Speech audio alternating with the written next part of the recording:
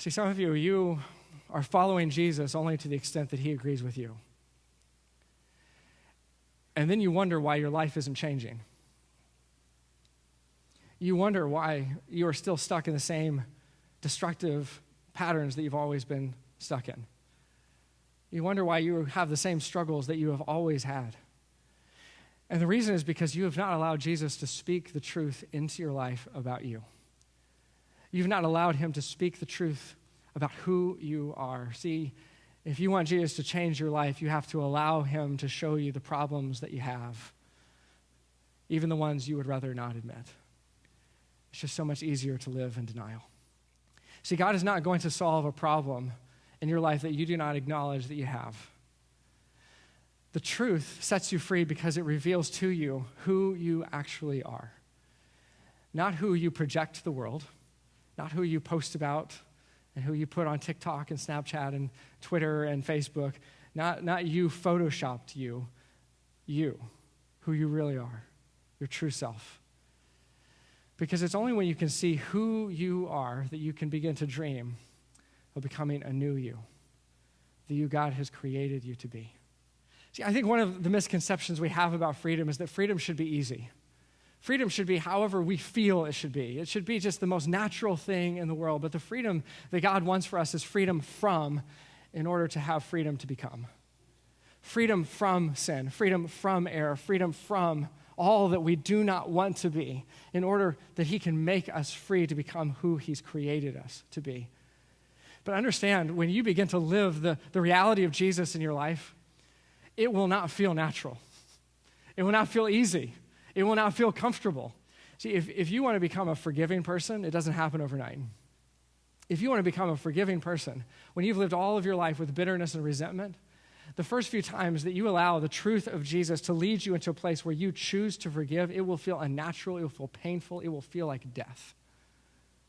If you want to be a generous person, the first time you try to give when you've been stingy all of your life, it will feel painful and awkward.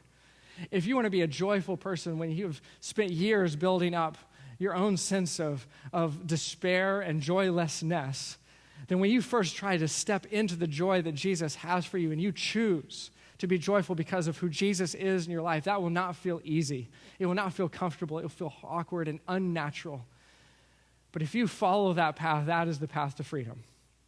That is the path that Jesus wants to lead you on to the life that you were created for. See, you were not created for an artificial habitat.